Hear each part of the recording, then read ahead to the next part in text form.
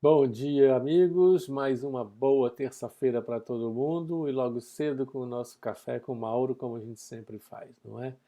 Essa semana a gente vai dar continuidade à nossa lei de liberdade, que começamos na semana passada.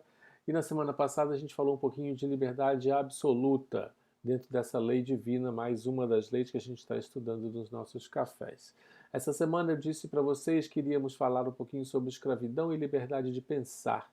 Então a gente começa com escravidão. Quando a gente fala de liberdade, não tem como não falar de prisão, não é? E quando a gente fala de escravidão, nós estamos falando de determinada forma de prisão, né? De propriedade. Então a gente tem alguns pontos para a gente levar em consideração quando a gente fala de escravidão, que vai de encontro direto à lei de liberdade. E aí eu acho que a gente pode trazer para o nosso pensamento, e aí a gente pode trabalhar dessa forma, é falar um pouquinho dessa escravidão num sentido mais amplo, tá? Não somente naquele sentido da escravidão que nós tivemos em vários lugares, obviamente, do mundo, não é? Foram finalizando, a gente sabe, né, diferentemente, em épocas diferentes, dependendo de cada lugar, de cada país onde isso acontecia. Mas eu convido vocês a fazer uma reflexão quando a gente falar um pouquinho de escravidão de uma forma mais ampla, trazendo até mesmo, se possível for, para os dias de hoje de cada um de vocês e pensar sobre isso nas suas relações e nas formas como todos nós e todos vocês e eu também tratamos ou convivemos com as pessoas.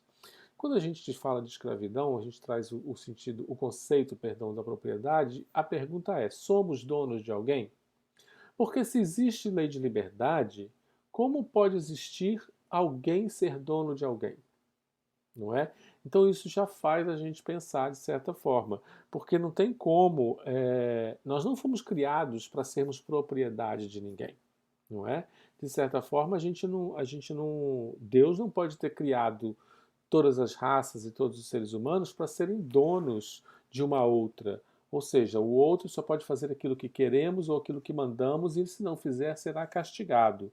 Então, na verdade, a escravidão, dentro de um conceito divino, ela passa a ser um abuso de força, não é? Ela passa a ser um abuso de raças mais desenvolvidas, se a gente pode assim dizer, mais evoluídas, sobre outras raças que talvez não estejam ou não atingiram ao mesmo tempo o nível de evolução daquela outra raça e que, na verdade, deveria ser direcionada por aquela raça mais evoluída para que pudesse alcançar também aquele lugar evolutivo no momento certo e não subjugada ou escravizada ou sendo abusada pela força, não é? Então a gente vai perceber que isso, por isso, obviamente, em sendo uma lei divina, essa lei divina ela vai ser colocada em prática mais cedo ou mais tarde por todos nós, mas é por isso que essa escravidão foi finalizando, foi acabando, porque nós, como humanidade, nós vamos o quê? Evoluindo. E vamos percebendo que sim, algumas coisas vão acontecer. Então é lógico, a escravidão aconteceu porque nós ainda não éramos evoluídos intelectualmente e também moralmente o suficiente para entender que não, todos os seres humanos são iguais, né? Todos os seres humanos, já falamos a última lei que falamos da igualdade, todos os seres humanos merecem as mesmas condições e têm a liberdade por isso, para que sejam merecedores e possam desenvolver, né, a si mesmos dentro desse ambiente todo.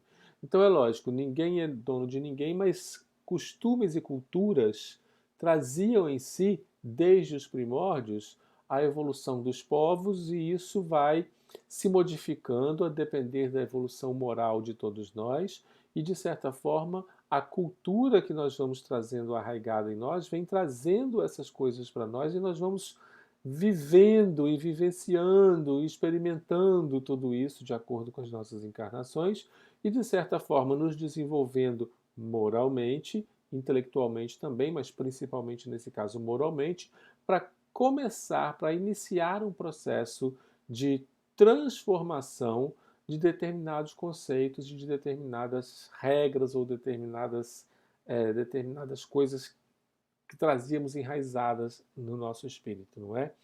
Então, algumas pessoas, como a gente sabe, vão se tornando os mártires, ou vão se tornando os bandeirantes, ou vão se tornando as pessoas que iniciam movimentos para que determinadas coisas acabem, não é? E a humanidade possa evoluir.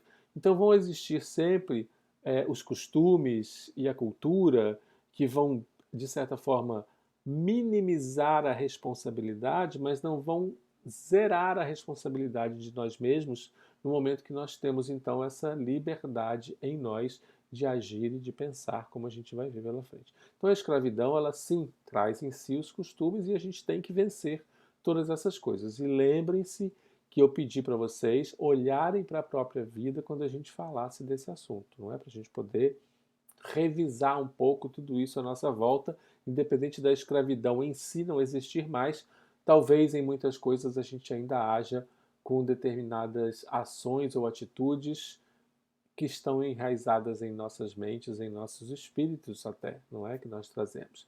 Também temos aí a desigualdade de aptidões, que a gente pode falar, que pode levar algumas raças a depender de outras raças. E aí voltamos a falar que não é por causa da desigualdade de aptidões ou desigualdade de níveis evolutivos que uma raça se apodera da outra e faz daquela raça uma raça escrava.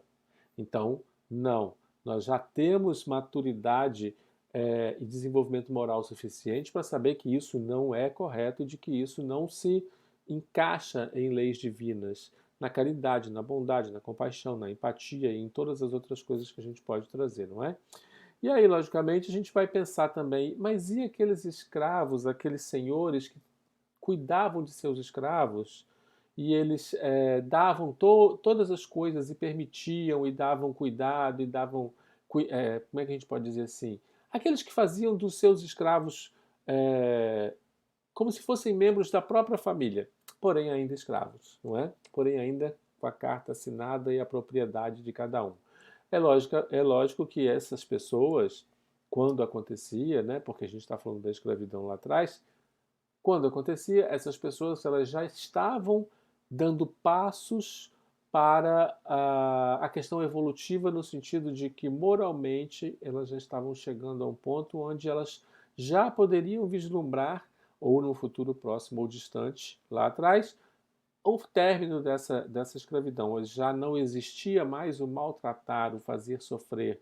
Já os escravos eram tratados com seus direitos e com a forma mais tranquila e mais humana, não é? Mas nem por isso eles estavam certos e foram isentos ou serão isentos das suas responsabilidades dentro da escravidão que não vai de encontro à lei divina, que é uma coisa completamente contrária. Porque cuidar bem de um ser humano dentro da visão divina, mas tendo propriedade sobre este ser humano, é como cuidar do seu cavalo, do seu gado, do seu cachorro, né? Então a gente precisa perceber esse movimento das nossas ações de acordo com os nossos pensamentos para descobrir finalmente onde nós estamos, assim como descobrimos lá atrás em outras encarnações e participamos da escravidão em si, seja como senhores ou seja como escravos, dependendo da encarnação que vivemos, e acredito que tenhamos vivido ambas, não é? E precisamos nos olhar para hoje em dia e nas nossas relações sociais, nas nossas relações sentimentais e com todos que nos rodeiam, se nós estamos ou não ainda carregando em nós sentimentos da escravidão, seja como senhores, seja como escravos, para saber se nós já estamos moralmente desenvolvidos o suficiente para passarmos para uma outra etapa dentro desse contexto, não é? Não deu nem para falar de liberdade de pensamento, mas a gente traz liberdade de pensamento para vocês na semana que vem. Tem liberdade de consciência, tem livre-arbítrio, tem um monte de coisas aí para a gente falar. E a gente se vê então na terça-feira que vem, sempre de manhã, como sempre, no nosso Café com Mauro. Até lá!